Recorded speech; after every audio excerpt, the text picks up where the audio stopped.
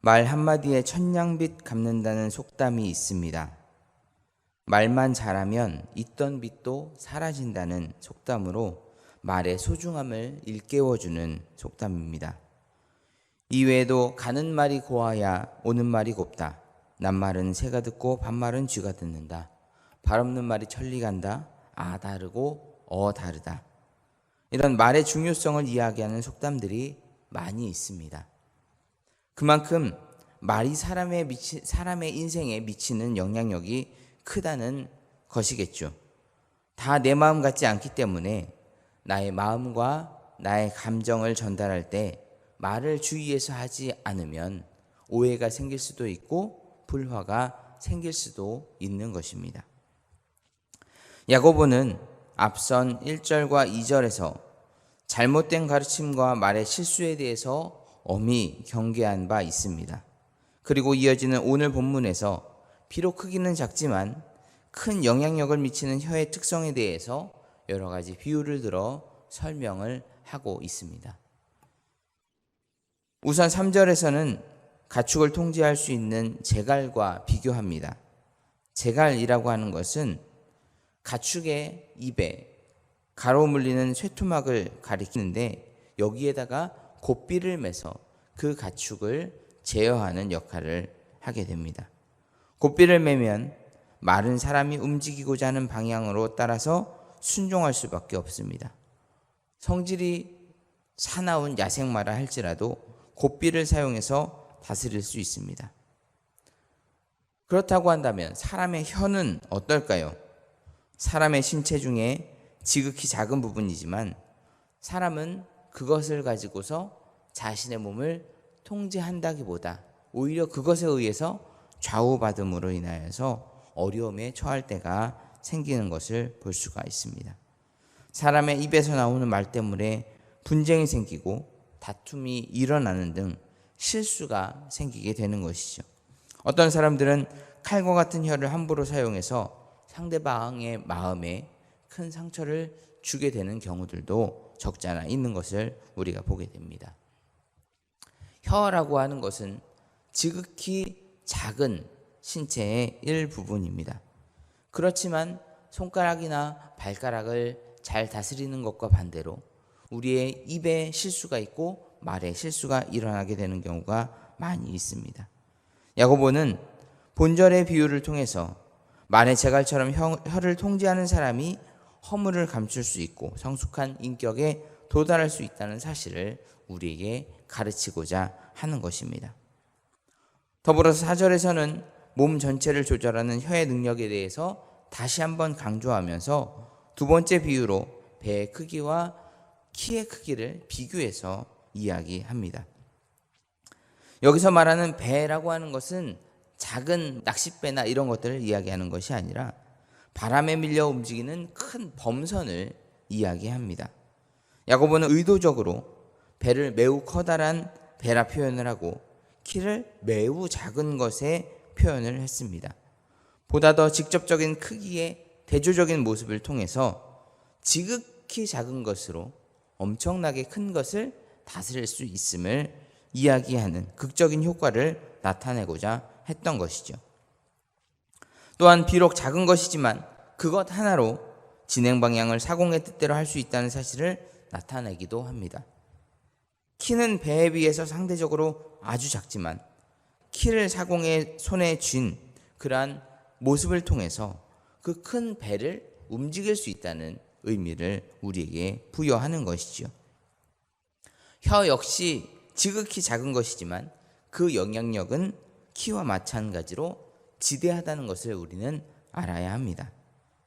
그러나 안타깝게도 혀는 사람의 몸의 여러 지체 가운데서 그 영향력은 매우 크다는 것을 사람들이 잘 알지 못하여서 입의 실수, 말의 실수를 통해서 그 인생의 방향을 망가뜨리는 경우를 어렵지 않게 볼 수가 있습니다. 그래서 우리는 혀의 사용에 더욱더 주의를 기울여야 하는 것이죠. 키를 잘 조정하면 배가 목적한 목적지에 바로 당도할 수 있는 것처럼 우리의 인생도 우리의 혀를 잘 다스리면 좋은 선한 방향으로 나아갈 수 있음을 우리는 알아야 하겠습니다. 키를 잘못 조정하면 좌초하고 목적한 바로 갈 수 없는 것과 마찬가지로 우리의 입을 잘 다스리지 못하면 우리가 원치 않는 인생의 종착지에 다다를 수 있다는 것을 우리는 분명히 알아야 하는 것입니다.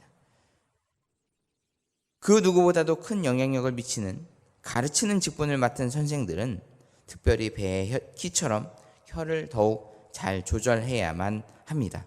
예수님께서도 누구든지 나를 믿는 이 작은 자 중에 하나를 실족하게 하면 차라리 연자맷돌에 그 목에 달려서 깊은 바다에 빠뜨려지는 것이 나으니라 라고까지 말씀하시면서 사람을 인도하거나 사람을 가르치거나 사람을 대할 때에 상처 주지 않고 바로 이끌어야 할 책임의 중요성을 말씀하시기도 하셨습니다. 우리가 참 예수님의 제자라고 한다면 특별히 말을 사용함에 있어서 조심하고 또 신중해야 하겠습니다. 또한 야고보는 외부의 환경이 인생의 성공과 실패에 있어서 그리 큰 문제가 되지 않을 가능성에서도 더불어서 말씀하고 있습니다. 만약 사공에 의해서 키가 조정될 수 없다면, 그래서 배가 조정될 수 없다면 그 방향을 누가 정하고 또 인도하겠습니까? 배가 광풍에 밀리지 않고 외부적인 광풍이 아닌 내부의 작은 키에 의해서 진로가 결정된다는 것을 이야기하는 것은 우리가 입을 잘 다스리고 말을 잘 제어하면 그리고 그것을 통해서 다른 사람을 선한 길로 인도하고 또 그에 앞서서 나의 모습이 올바른 길로 가도록 그렇게 노력한다면 우리의 인생의 방향이 올바른 대로 설정될 수 있다는 것을 더불어서 이야기하는 것이죠. 본문 말씀에서 광풍에 밀려가는 것들이라는 외부 환경과 관련된 표현을 사용하고 있는 것은 독자들에게 배의 키와 인간의 혀는 외부적인 환경도 거슬러 이기게 하는 능력이 있다는 사실을 전하고자 함입니다. 만약 믿는 자들이 역경 속에서도 자신의 혀를 지혜롭게 잘 조절하여서 사용한다면 비록 환경적인 어려움이 있다 할지라도 그들은 자신의 인생 전체를 긍정적인 방향으로 움직일 수 있을 것이고 하나님의 심판 자리에서 책망과 형벌을 받지 않게 될 가능성에 대해서 이야기하는 것입니다. 마지막 5절에서 야고보는 혀에서 나오는 말의 부정적인 기능을 마지막으로 이야기합니다. 혀가 극히 작은 부분임에도 불구하고 그것이 중요하고 영향력이 큰 것은 사실이지만 그것을 잘 제어했다고 해서 또 혹은 그것을 잘 제어할 수 있다는 자만감에 자랑해서는 안 된다고 말하는 것입니다. 큰 것을 자랑하는도다 라는 말의 원어에는 과장하다, 호언장담하다, 언행에 있어서 거만하게 처신하다 라는 뜻이 담겨져 있습니다. 그러니까 여기서 큰 것을 자랑한다는 것은 오만불손한 말을 의미하는 것이고 공동번역은 이를 엄청나게 허풍을 떱니다. 이렇게 표현을 하기도 했습니다. 오늘 말씀을 보면 인간의 혀를 말의 재갈과 배의 키에 비유하면서 작은 혀가 큰 영향력을 끼친다는 것을 이야기함과 더불어서 하지만 그것을 우리가 자랑해서는 안 될 것을 가르치고 있습니다. 왜냐하면 자랑하는 그 순간 교만하게 되어 있고 그러면 또다시 실수하게 되기 때문인 것이죠. 재갈과 키는 지극히 작지만 사나운 짐승과 또 큰 배를 제어할 만한 능력이 있습니다. 우리의 혀도 우리의 인생의 방향을 잡아가고 또 이끌어갈 만한 그러한 엄청난 영향력을 가진 것이라는 사실을 우리는 알아야 하는 것이죠. 그렇기 때문에 그것을 잘 다스려야 함을 우리는 알아야 할 것이고 특별히 앞에 1, 2절과 이어서 가르치고자 하는 자는 더욱 무거운 책임감이 있음을 알아야 한다고 말합니다.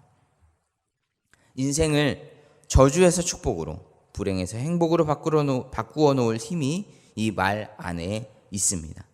우리의 혀를 선하게 사용하면 우리의 환경이 변할 수 있고 우리의 자리가 달라질 수 있으며 또 우리의 상급이 채워질 수 있음을 기억하시기 바랍니다. 하나님의 백성답게 아름다운 말, 선한 말, 믿음과 소망에 가득 찬 말을 함으로써 우리 자신도 복받고 이웃에게도 복을 끼치는 복의 근원이 되는 우리 목동의 성도들 되시기를 주님의 이름으로 간절히 소원합니다. 기도하겠습니다. 은혜와 사랑의 아버지 하나님, 우리를 하나님의 백성 삼아 주시고 하나님의 큰 뜻을 이룰 수 있는 귀한 헌신의 자리로 이끌어 주심에 감사를 드립니다. 하지만 하나님, 우리가 우리의 혀를 잘 다스리지 못하여 하나님의 뜻을 거스르고 하나님의 은혜를 저버리는 행동을 할 때가 얼마나 많이 있는지요. 우리의 모습을 되돌아보게 하시고 우리 스스로를 잘 채울 수 있도록 하나님의 도우심과 은혜를 사모하는 우리가 되도록 도와주시옵소서. 특별히 말과 행실에 있어서 다른 사람에게 상처를 주지 않도록 우리의 혀를 잘 제어할 수 있는 지혜를 허락하여 주시옵시고 하나님의 축복을 전하는 축복의 통로로서 사명 감당하는 우리가 될 수 있도록 우리의 언어 생활을 붙잡아 주시옵소서. 함께 하심을 믿고 감사드리며 예수 그리스도의 이름으로 기도합나이다. 아멘.